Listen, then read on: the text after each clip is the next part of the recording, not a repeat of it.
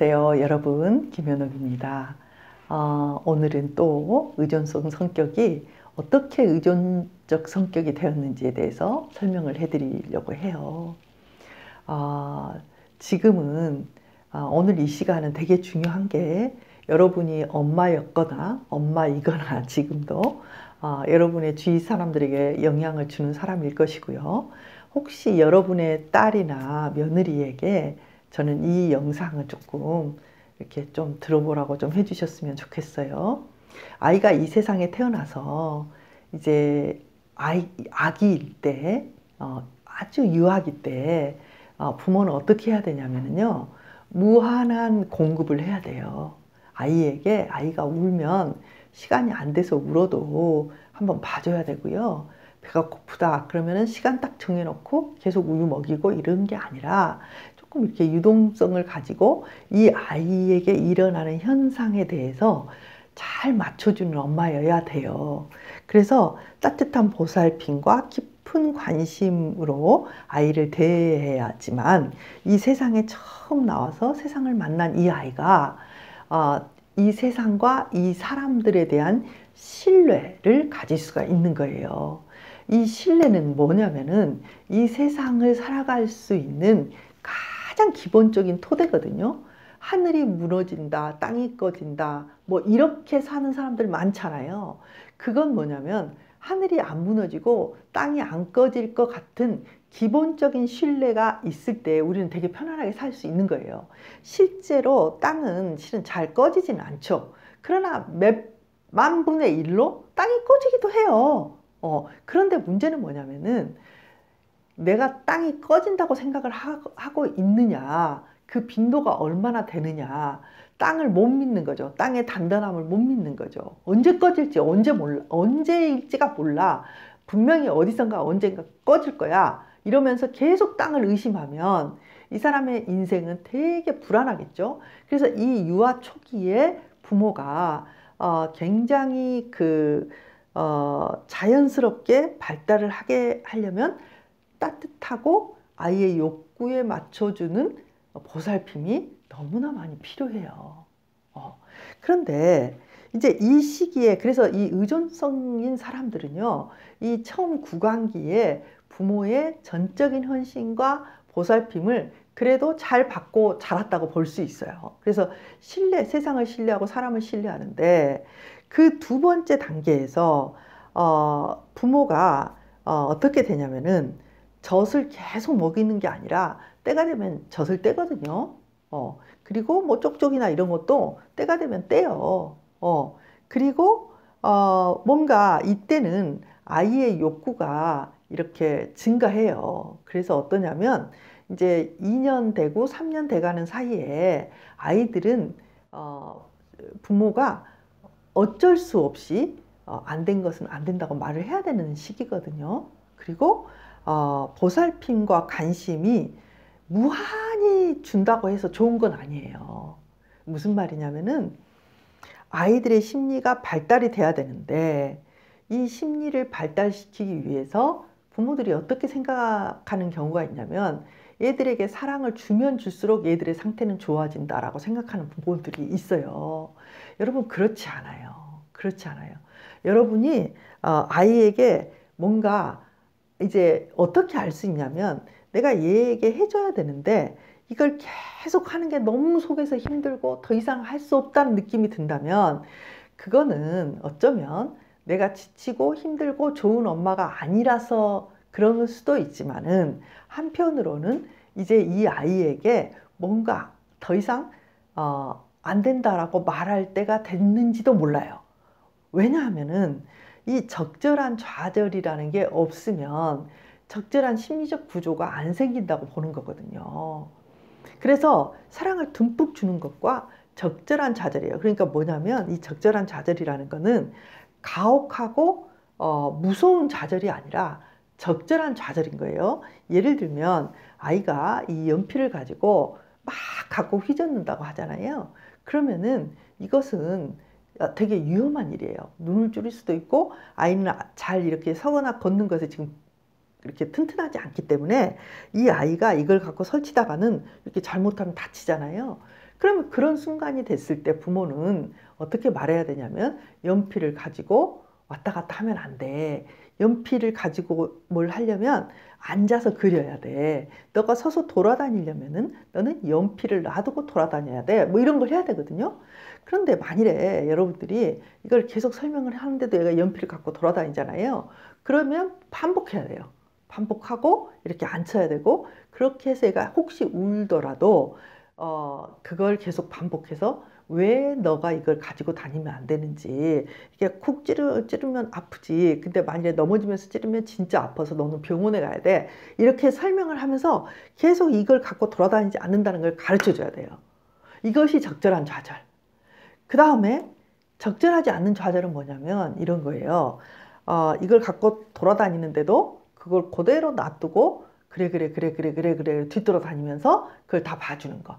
이거는 좌절이 없는 거예요. 그러면 가혹한 좌절은 뭐냐? 이걸 가지고 돌아다니는데 막 소리를 지른다거나 엉덩이짝을 탁 때리면서 하지마! 이렇게 말하면서 아이를 무섭게 하고 빼앗아서 막 얘가 울고 발버둥 치는데 막 소리 지른다. 이거는 무서운 좌절이에요. 그러니까 적절한 좌절이어야만 아이가 발달하고 아이가 자신의 어떤 것들을 해나가는데 독립적이 될 수 있는 거예요.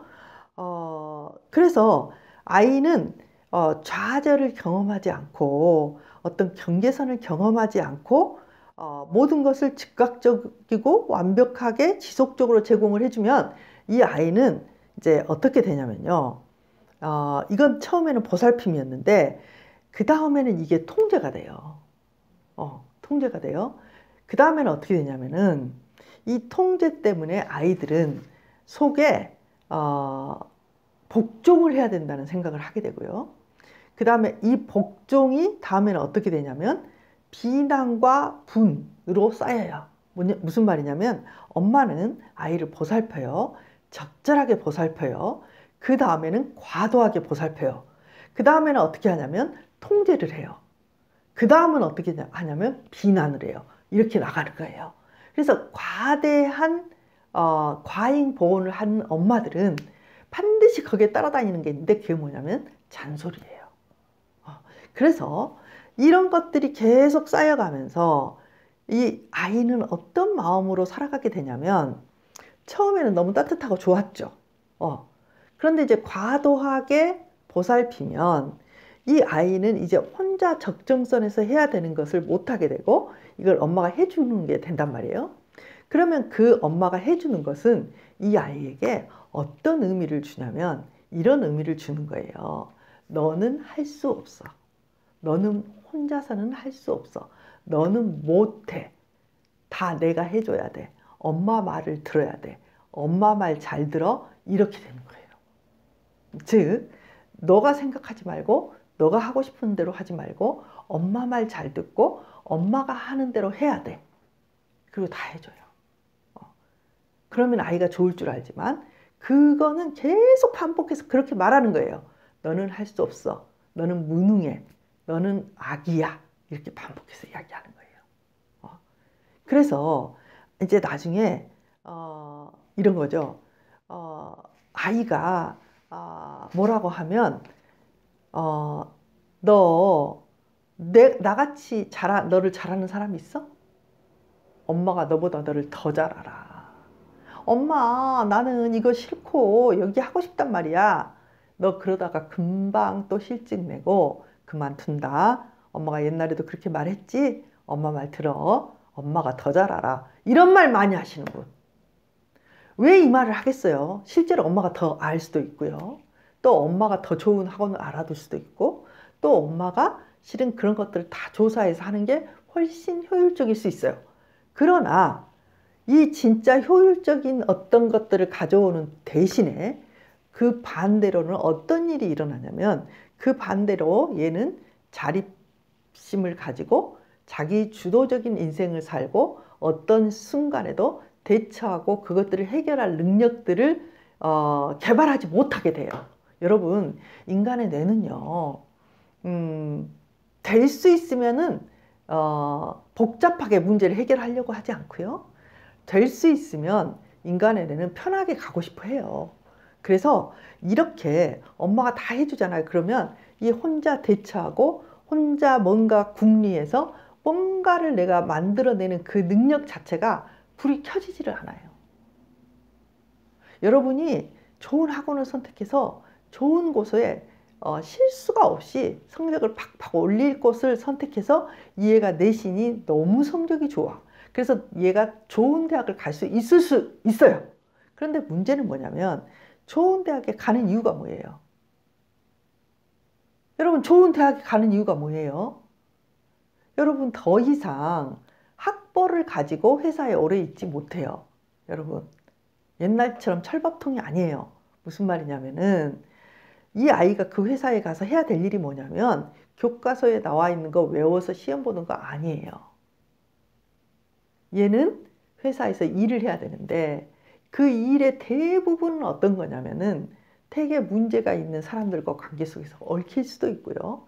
그 문제를 해결하기 위해서 창의적인 생각을 하고 마음을 뭔가 먹고 이것들을 해결해 나가지 않으면 안 되는 일들이에요. 설사 일이 그렇게 복잡하지 않더라도요. 사람이 모인 곳에는 항상 문제가 있고요. 그 문제는 어떻게 풀어가야 되냐면 결국 나의 창의력을 발휘하고 여러 다양한 방법들을 이용해서 나는 그 일생 동안 그런 것들을 해결해 나가면서 사는 거예요.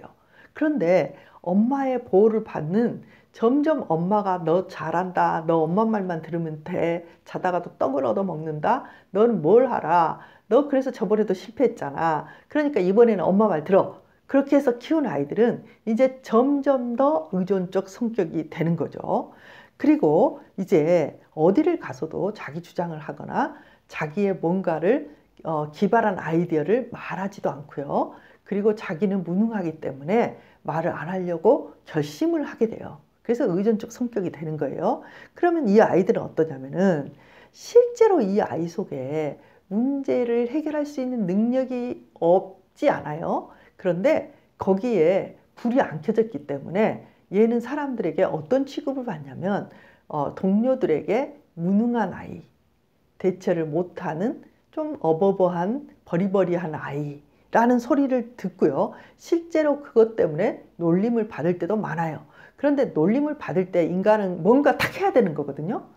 뭐 어떻게 그 아이들에게 더 좋게 하든 아니면 겁을 주든 누구에게 일르든 뭘 하든 이 상황을 해결을 해야 되잖아요. 그런데 의외로 의존적인 애들은 그런 해결을 못해요. 주도적으로.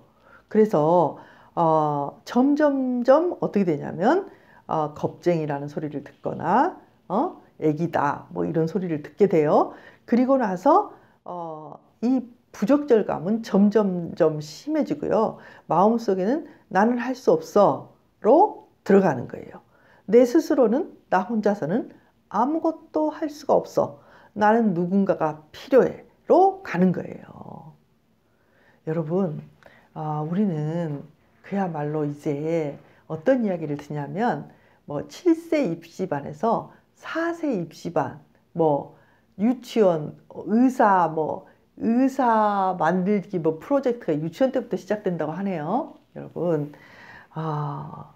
어떤가요? 우리는 성적을 빌미로, 좋은 직업을 빌미로 정말 의존적인 어떤 성격으로 누군가를 길러서 실제로 삶 속에서 자기의 삶을 주도적이고 창조적이고 이렇게 진격해 나가는, 돌파해 나가는, 뚫고 나가는 능력 자체를 소멸시켜 버리고 있지는 않나요?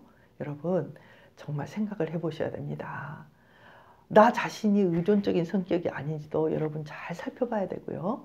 여러분의 아이들을 여러분이 과잉보호함으로써 아이들의 삶과 아이들의 어떤 타올라야 되는 어떤 재능의 빛들을 여러분이 가로막고 있을 수도 있어요. 자, 오늘 여기까지 할 텐데요. 여러분, 의존성이 실은 이 시대에 있어서는 저는 되게 중요하다고 생각하고요. 주도적이고 창의적인 아이를 기르는 것이 정말 중요하다. 이 말씀 꼭 드리고 다음 시간에 또 뵐게요.